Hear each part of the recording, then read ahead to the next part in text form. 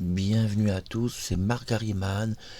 Je suis heureux de vous retrouver pour les fêtes sur YouTube et je vous fais découvrir mon logiciel, le 3X2Clone. Il existe deux versions de ce logiciel, une version en fichier PTH et cette version en multilangage qui permet, si vous parlez français, de parler en 17 langues, y compris des langues que vous n'avez jamais apprises. Nous allons donc tester le 3X2Clone en direct sur YouTube et vous voyez, vous êtes sur l'interface de création graphique et je peux choisir par exemple un décor différent. Je vais mettre un fond un peu violet, vous voyez, c'est très très joli, et je vais même sauvegarder le fond parce que je trouve qu'il est très beau. Et nous démarrons le 3X2Clone et écoutez mon commentaire. Le 3X2Clone est un projet vieux d'il y a environ un an. J'ai commencé avec le 2X2Clone et puis j'ai étendu mon projet sur un 3X2Clone, c'est-à-dire un clonage spécifique de la hauteur de voix, de la voix qui est en bas et des multicouches de la voix, c'est-à-dire la voix face, la voix arrière et la voix centrale. D'où ce nom très étrange de 3X2Clone, 3 et 2, 5. L'interface graphique se présente d'une façon assez élégante, vous avez vu. Et nous voyons quand nous cliquons sur Help Service, nous voyons la deuxième page qui nous permet de mieux comprendre comment fonctionne ce logiciel. Nous avons ici la démonstration. Ici, il y a un tutoriel vidéo. Ici, on peut voir la sortie audio et voir l'audio original. Donc là, vous voyez, si je clique, nous entrons sur l'audio original.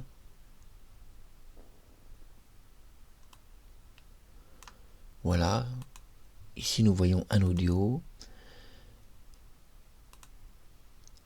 Si je clique ici, c'est l'audio de sortie. L'audio de sortie, c'est-à-dire, c'est un audio encodé qui nous permet donc d'avoir le résultat final. Ici, une photo. Évidemment, c'est très important dans le 3X2Clone des textes, des explications. Et j'ai incorporé quelques softwares qui permettent de booster la carte graphique comme le Force CPU. C'est un CPU ID. Ce petit logiciel est au départ un utilitaire qui est un détecteur de carte graphique et je l'ai incorporé dans mon logiciel. Ici, si je clique sur Tools, je peux overclocker la carte graphique de mon ordinateur. Et si je reclique sur Tools, je peux timer, mettre le timers en route. Vous voyez, le timers est ici. Et je peux, en cliquant sur Start, overclocker la carte graphique. Ce qu'il y a de parfait, c'est qu'en overclockant la carte graphique, j'ai un rendu en temps. C'est-à-dire, je sais combien de temps exactement j'ai forcé la carte graphique. Et puis j'ai des indications, 1 cœur, 2, 3, 4. Mais vous savez, quand vous achetez un ordinateur de 4 cœurs, en réalité, il n'y en a que 3 qui fonctionnent. Car il existe un cœur pour le système qui ne fonctionne jamais. Donc inutile de le faire fonctionner, vous n'y parviendrez pas.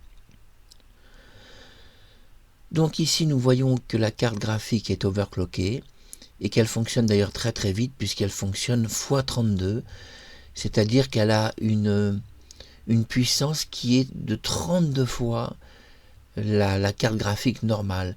La carte graphique peut atteindre maximum 16 et là elle est boostée par 32. Je vais stopper puis close, close et close. Je peux ouvrir mon logiciel le 3X2Clone sur une carte Nvidia ou sur une carte Intel 64 bits ou 32 bits. Je vais utiliser le mode 64 bits parce que je suis sur un ordinateur 64 bits. Mais en réalité, beaucoup de gens ignorent que sur les ordinateurs 64 bits, ils sont généralement compatibles. 32 bits en ce qui concerne l'ouverture des logiciels. Ainsi, Avec une seule fonction de 64 bits, généralement presque tous les ordinateurs ouvrent toutes sortes de software. Donc je clique sur 3x de clone et je vais attendre la commande cmd_black qui va apparaître. La commande est apparue et donc ça va prendre un certain temps pour s'ouvrir. Ça c'est tout à fait normal. Ça peut prendre 2-3 minutes. Donc je suis patient avec vous. L'interface graphique est prête. Nous voyons qu'un lien public est apparu et on me demande de lancer le Chrome. Le Chrome est un navigateur open source. J'utilise ce navigateur, mais on peut utiliser n'importe quel navigateur. L'avantage avec le Chrome, c'est un navigateur open source qu'on peut modifier. J'ai donc créé une version portable qui va me servir à l'interface graphique de mon logiciel, une interface externe. Mon logiciel possède une interface interne et externe. Ça évite les bugs. J'ouvre donc l'Open Chrome. Je dois attendre, mais je dois dire que ce sera assez rapide, car Chrome n'est pas programmé en Miniconda. On me demande de réinstaller Google. Il y a marqué que la version Google est obsolète. Ça marche donc sans Internet, je le précise, puisque nous utilisons que l'interface graphique. 3x de clone est apparu dans l'interface graphique de Chrome hors connexion Internet. J'ai d'ailleurs une adresse locale, vous voyez, localhost. Et nous voyons qu'ici, si je clique, nous voyons 3x de clone, système Mark-Harriman de clonage, et nous voyons qu'il y a toute une interface de présentation. L'interface se présente d'une façon simple, on peut rafraîchir. Et donc on va voir qu'il y a une voie ici, vous voyez, une voie qui est là. On peut choisir la langue de clonage. Il y a énormément de langues. Mais c'est vrai que c'est agréable de pouvoir parler en allemand, en italien, en japonais, en espagnol, en chinois, en arabe, en anglais aussi, de pouvoir parler ces langues sans les avoir appris du tout. Un jeu d'enfant avec le 3x de clone qui vous permet de parler en plusieurs langues sans en connaître aucune que la vôtre, c'est-à-dire, si vous êtes français, le français.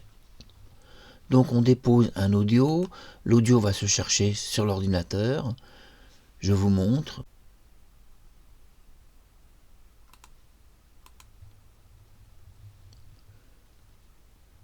Le fichier se retrouve alors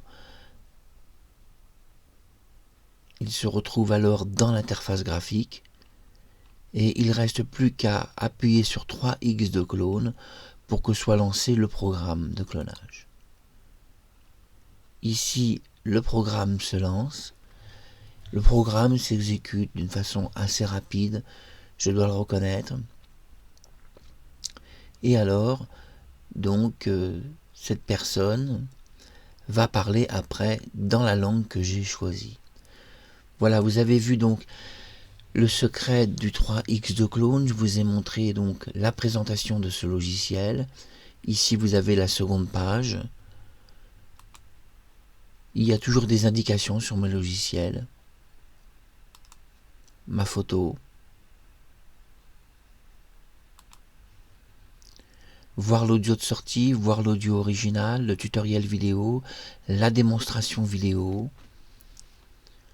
On peut revenir. Ici, la possibilité d'ouvrir l'interface sur une carte NVIDIA ou carte Intel 64 ou 32 bits.